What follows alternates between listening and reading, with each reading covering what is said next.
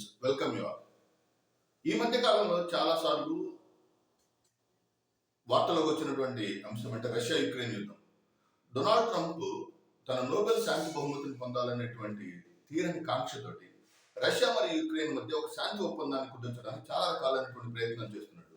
నేను చనిపోయిన తర్వాత స్వర్గానికి వెళ్తాననేటువంటి ఒక ఆకాంక్షను కలిగినటువంటి డొనాల్డ్ ట్రంప్ సో ఈ రష్యా యుక్రెయిన్ యుద్ధాన్ని ఆపడానికి చాలా రకాలుగా ప్రయత్నిస్తున్నాడు. ఆ నేపథ్యంలో మీకు గ్రూప్ 1 మెయిన్స్ లో ఆర్ యూపీఎస్సీ మెయిన్స్ లో you can expect this topic under the area called as Russia Ukraine యుద్ధానికి గల కారణాలు, రష్యా యుక్రెయిన్ యుద్ధం భారతదేశం మీద ఎటువంటి ప్రభావం చూపబోతుంది, మరి రష్యా యుక్రెయిన్ యుద్ధం భారతదేశ అంతర్జాతీయ అంశాల్లో ఎటువంటి పాత్రను పోషించనున్నది, లేదా భారతదేశం మీద అమెరికా ఆంక్షలు విధించడానికి ప్రధాన కారణం రష్యా యుక్రెయిన్ యుద్ధం. సో ఫిబ్రవరి 24, 2022 ప్రారంభమైనటువంటి ఈ రష్యా యుక్రెయిన్ యుద్ధం అనేది జనరల్ గా మనకి చూడడానికి ఇది ఫిబ్రవరి 24, 2022లో ప్రారంభమైనట్టు అనిపిస్తుంటుంది. కానీ యాక్చువల్ గా దీని యొక్క మూల కారణాలను కనుక మనం అన్వేషిస్తే 2014లోనే దీనికి సంబంధించినటువంటి రీజన్స్ మొదలైనవి. సో రష్యా యుక్రెయిన్ యుద్ధానికి ప్రధాన కారణం 2014లో రష్యా పుతిన్ ఈ క్రిమియా అనేటువంటి భాగాన్ని ఆధీనంలోకి తీసుకోవడం అన్నమాట. సో 2014లో క్రిమియా అనెక్సేషన్ ఆఫ్ క్రిమియా ఎప్పుడైతే రష్యా యుక్రెయిన్ లోని క్రిమియా అనే భాగాన్ని స్వాధీనం చేసుకుందో, సో యాక్చువల్గా డొనెట్స్క్ అనే ప్రాంతంలో వేర్పాటువాద ఉద్యమం మొదలైంది 2014లో. డొనెట్స్క్ ఫర్ ఎగ్జాంపుల్ మీరు చూస్తే ఈ యుక్రెయిన్ కి తూర్పు భాగంలో ఉన్నటువంటి డొనెట్స్క్ అనే ప్రాంతంలో there you can see for example మీ ఈస్టర్న్ పార్ట్ లో ఉన్నటువంటి రష్యాకి తూర్పు భాగంలో ఉన్నటువంటి ఈ డొనెట్స్క్ అనే ప్రాంతం ఇక్కడ ఒక వేర్పాటువాద ఉద్యమం జరిగింది. ఈ వేర్పాటువాద ఉద్యమాన్ని కంట్రోల్ చేసే ప్రాసెస్ లో యుక్రెయిన్ ఏం చేస్తుందంటే యుక్రెయిన్ లో ప్లెబిసైట్ నిర్వహించి ఈ క్రిమియా అనే ప్రాంతాన్ని it has been handed over to Russia. ఇక్కడ మొత్తం స్ట్రాటజిక్ ఇంపార్టెన్స్ వచ్చింది. ఎప్పుడైతే రష్యా ఆధ్వర్యంలో యుక్రెయిన్ లో ఉన్నటువంటి క్రిమియా అనే భాగం, సెవాస్టోపోల్ కేంద్రంగా ఉన్నటువంటి ఈ క్రిమియా అనే భాగం రష్యా ఆధీనంలోకి వచ్చిందో, వెంటనే ఈ 2014 నుంచి నాటో దళాలు యుక్రెయిన్ లో వాళ్ళకి అనువైనటువంటి లీడర్ని పెట్టాలన్నారు. ఆ రూపంలో ఒక జెలెన్స్కీ అనే ఒక నేత దొరికాడు. ఎప్పుడైతే యుక్రెయిన్ కి జెలెన్స్కీ లీడర్ అయ్యాడో, సో అక్కడి నుంచి మొత్తం రష్యాకి వ్యతిరేకంగా యుక్రెయిన్ లో పావులు కదలటం మొదలుపెట్టాడు. సో ఆ ప్రాసెస్ లో భాగంగా నాటోలో సభ్యత్వం పొందడానికి యుక్రెయిన్ ప్రారంభించింది. సో వెన్ రష్యాకి వ్యతిరేకంగా యుక్రెయిన్ నాటోలో సభ్యత్వం పొందడానికి ప్రయత్నించిన నేపథ్యంలో 2022 ఫిబ్రవరి 24న రష్యా యుక్రెయిన్ మీద దాడి చేసింది. That is the first reason. నాటోలోకి యుక్రెయిన్ యొక్క సభ్యత్వం. So that is the first point. Number 2, మరి క్రిమియా రష్యా అధీనంలో ఉండటం వల్ల దానికి మిగిలిన నాటో దళాలకు కావచ్చు, మిగిలిన వెస్టర్న్ కంట్రీస్ ఉన్నటువంటి ప్రధానమైన సమస్య ఏంటంటే, మీరు మ్యాప్ కనుక కొంచెం క్లియర్ గా చూస్తే, సో ఎప్పుడైతే Crimea is under the control of Russia, so క్రిమియాకి ఎవరైతే లీడర్ అవుతారో, సో ఎవరి కంట్రోల్ అయితే ఉంటుందో వాళ్ళు బ్లాక్ సీ కి డామినెంట్ అవుతారు. So strategic location, for example మనకి అక్షయ్ చిన్ కావచ్చు, or else in the case of Jammu and Kashmir ఎంత అయితే యుద్ధంలో స్ట్రాటజిక్ లొకేషన్, ఈ Crimea is such a strategic location for the Russia.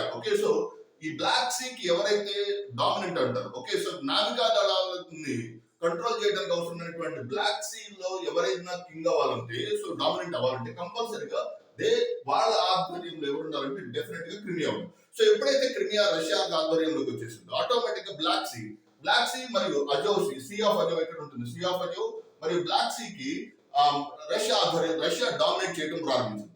And second thing, so if you look at this map, so Mediterranean sea కి black sea కి అనుసంధానంగా ఉన్నటువంటి Mediterranean sea కి black sea కి అనుసంధానమైనటువంటి పార్ట్ అయినటువంటి Istanbul, Turkey వంటి ప్రదేశాలు కూడా, సో ఆ ప్రాంతంలో డామినేట్ చేయాలన్నా కూడా తప్పనిసరిగా ఈ Crimea is strategic location. That is the first important thing. 2014లో క్రిమియా రష్యా ఆధ్వర్యంలోకి వెళ్ళటంతో దిస్ వార్ హ్యాస్ బీన్ అక్కడ బీజం పడిందని చెప్పొచ్చు. Second important reason is nothing but, మీరు ఇక్కడ చూస్తే ఎస్టోనియా, లాట్వియా, లిథువేనియా అనే 3 దేశాలు నాటోలో సభ్యత్వం పొందడం. సో ఎస్టోనియా, లాట్వియా, లిథువేనియా అనే CS confederation of Indian states లో భాగంగా ఉన్నటువంటి యుఎస్ ఫార్మర్ యుఎస్ఎస్ఆర్ లో భాగస్వామ్యం కలిగినటువంటి ఈ మూడు దేశాలు ఎప్పుడైతే నాటో సభ్యత్వాన్ని కలిగి ఉండేవో ఆటోమేటిక్ గా దట్ మేడ్ ఇన్సెక్యూరిటీ టు రష్యాకి ఇన్సెక్యూరిటీ అభద్రతా భావాన్ని కలిగజేసింది. So that is the second important reason. Third important reason you can see Hungary, Romania మరియు బల్గేరియా మూడు దేశాలలో ఓకే నాటో సభ్యత్వం మరియు నాటో దళాలు మోహరించడం జరిగింది. So step by step approach అవుతూ వస్తున్నారు. సో ఒకవైపు ఏమో ఈ టాప్ లో ఉన్నటువంటి ఈ మూడు దేశాలు నాటోలోకి వెళ్ళిపోయి and వెరాస్ in the case of ఈ హంగేరీ, రొమేనియా మరియు బల్గేరియా దేశాలు మరియు పోలాండ్ మరియు చెకోస్లోవేకియా దేశాల్లో ప్రధానంగా నాటో దళాలకు సంబంధించినటువంటి ఐసిబిఎం ఇంటర్ కాంటినెంట్ బ్యాలిస్టిక్ మిసైల్స్ మోహరించారు. సో ఇవన్నీ ఎందుకు జరుగుతుంది? సో అండర్స్టాండింగ్ ద కాన్సెప్ట్ 1991 లో ఈస్టర్న్ జర్మనీ యూనిఫికేషన్ జరిగిన తర్వాత ఎప్పుడూ కూడా నాటోని ఎక్స్పాండ్ చేయొద్దు అని రష్యా మరియు నాటో మధ్య జరిగిన ఒక ఒప్పందం ప్రకారం there shouldn't be any extension of NATO towards east ఉండేవాడు. సో నాటో దళాలను, నాటో దేశాలను తూర్పు వైపుకు విస్తరించమని 1991 లో చెప్పారు. కానీ ఈ నాటో స్థావరాలు తూర్పు వైపుకి ఎక్స్టెండ్ చేయడం అనేది రష్యాకి ఇన్సెక్యూరిటీని కలిగజేసింది. ఎప్పుడైతే రష్యాకి ఇన్సెక్యూరిటీ స్టార్ట్ అయిందో సో క్రిమియాను స్వాధీనం చేసుకోవడంతో ఆటోమేటిక్ గా వీళ్ళిద్దరి మధ్య అనేక రకాలైనటువంటి డిస్ప్యూట్స్ ప్రారంభమైంది. So that is the very important strategic mistake and వీళ్ళిద్దరి మధ్య దోబుచ్చులు మొదలైనవి. So that is the one thing. So మనకి చూడటానికి చాలా ఎక్స్టర్నల్ ఫ్యాక్టర్ లాగా ఉంటుంది కానీ సో ప్రపంచ అగ్రాధినేతైనటువంటి డొనాల్డ్ ట్రంప్ కి ఈ యుద్ధాన్ని ఆపడానికి ఇంకా చాలా సమయం పట్టడానికి ప్రధాన కారణం ఏంటంటే సూపర్ఫిషియల్ కారణాలు, చాలా డీప్ రూటెడ్ రీజన్స్ ఉన్నాయి. నాటో దేశాలు 30 సభ్య దేశాలు కలిగిన నాటో ఫోర్సెస్ కన్విన్స్ చేయాలి. మరియు ఇక్కడ మీరు చూస్తున్నట్టే పోలాండ్ మరియు చెకోస్లోవేకియాలో ఉన్నటువంటి ఐసిబిఎం ఇంటర్ కాంటినెంట్ బ్యాలిస్టిక్ మిసైల్స్ స్థావరాలను వెనక్కి తీసుకోవాలి. And third important thing is Hungary, Romania, Bulgaria అంటే ఆల్మోస్ట్ రష్యాకి సంబంధించినటువంటి ప్రతి ఒక్క పార్ట్, రష్యా సరిహద్దుతో ఉన్నటువంటి ప్రతి పార్ట్ ని అనెక్స్ చేస్తున్నారు ఎక్సెప్ట్ బెలారస్.